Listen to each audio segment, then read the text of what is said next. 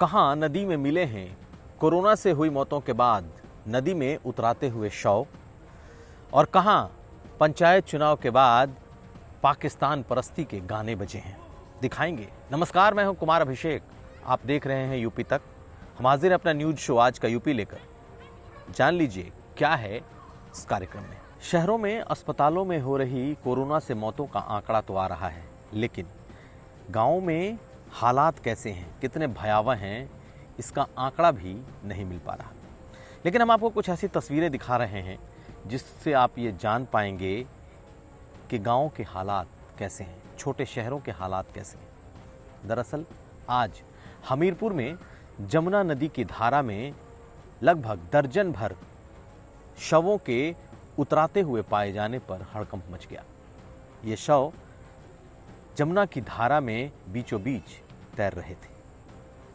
हड़कंप ऐसा मचा कि पूरे प्रशासन को पहुंचना पड़ा। दरअसल कानपुर से लेकर हमीरपुर तक, जो कि कानपुर के उत्तरी छोर पर जो जमुना की धारा बहती है और जिस इलाके में गांवों की भरमार है, उस इलाके में लोगों ने कोरोना से हुई मौतों के बाद अपने शवों को यूं ही नदियों में प्रवाहित करना शुरू कर दिया है। और इसी वजह से हमीरपुर में जमुना की धारा के बीचों बीच ऐसे शव आज देखे गए।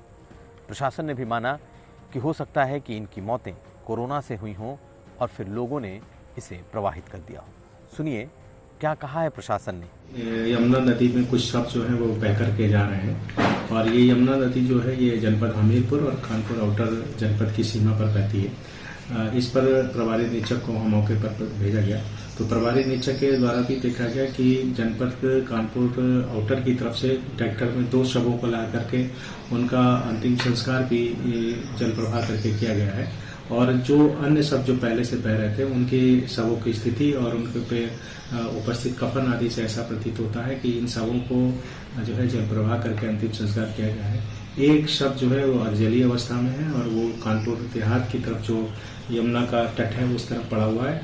उस सब के बारे में कार्रवाई करने के लिए कानपुर आउटर के अधिकारियों को सूचित कर दिया गया है। और ये जो सब जो बह रहे हैं, ऐसा प्रतीत हो रहा है कि ये जो जल प्रवाह करके अंतिम संस्कार किया गया है, ये वही सब है। ये तस्वीरें बयां कर रही हैं कि गाँव में क्या स्थिति है। वहाँ तक शायद प्रशासन की पहुँच अभी तक नहीं है और लोग जाने अनजाने डर से, अफवाह से अपने परिजनों को यूं ही दाह संस्कार के बजाय नदियों में प्रवाहित कर रहे हैं। चलते हैं अगली खबर की तरफ। पंचायत चुनाव के नतीजे आने के बाद अब उत्तर प्रदेश में भी हिंसा का दौर चल रहा है। कहीं जीते हुए प्रत्याशियों से हारे हुए प्रत्याशी भिड़ रहे हैं, कहीं प्रशासन के सामने ज़बरदस्त हंगामा हो रहा है। हम आपको गोरखपुर जिले के चौरा चौरी की एक घटना बता रहे हैं। इस घटना में वार्ड नंबर 60 और 61, जहां से रवि निषाद और कोदई निषाद, इन दोनों के समर्थकों ने जमकर बरहमपुर चौक पर हंगामा मचाया। दरअसल इन दोनों प्रत्याशियों का दावा था कि ये दोनों जीत चुके हैं, लेकिन हारने वाले गोपाल यादव और गब्बर यादव को सर्टिफिकेट दे दिया गया है। यह हंगामा इतना बढ़ा कि चौराहे पर खड़ी गाड़ियों के शीशों को तोड़ दिया गया, आगजनी की गई और वहां पर मौजूद गाड़ियों में तोड़फोड़ की गई। तकरीबन घंटे भर तक ये उत्पात चलता रहा। दरअसल रवि निषाद और कोदई निषाद के समर्थकों का कहना है कि वो लोग इस चुनाव को जीत चुके थे। बाकायदा सोशल मीडिया पर इन दोनों लोगों ने अपनी जीत को पोस्ट भी कर दिया था और उसके बाद उनके समर्थकों के बधाई संदेश भी आ रहे थे। लेकिन जीतने के बाद जो उनका दावा है कि उन्हें सर्टिफिकेट देने के बजाय दूसरों को सर्टिफिकेट दिया गया, और इसके बाद से यह हंगामा बढ़ गया। उस इलाके के सीईओ को उस इलाके में पहुंचना पड़ा। घंटे भर की मशक्कत के बाद इस पूरे मामले को कंट्रोल किया जा सका। यानी कि गोरखपुर में भी पंचायत चुनाव के बाद का उत्पात रुक नहीं रहा। और सिर्फ गोरखपुर नहीं, उत्तर प्रदेश के कई जिलों से पंचायत चुनाव के बाद की हिंसा की खबरें सामने आई हैं। उत्तर प्रदेश के पंचायत चुनाव में भला पाकिस्तान का क्या काम, लेकिन अमेठी के प्रधान के चुनाव में जीत के बाद मनाए जा रहे इस जश्न में पाकिस्तान का ऑडियो बजाया गया।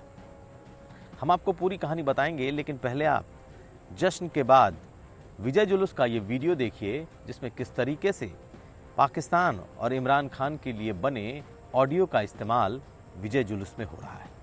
दरअसल जीता हुआ प्रधान, उसका नाम भी इमरान खान है, और जीत के बाद उसने जो ये गीत बजाए हैं, जश्न के जो गाने बजाए हैं, ये दरअसल पाकिस्तान और पाकिस्तान के प्रधानमंत्री इमरान खान का जो पॉलिटिकल कैंपेन है उस वक्त बनाया गया ये गीत है। जैसे ही ये सामने आया, लोगों में गुस्सा बढ़ गया।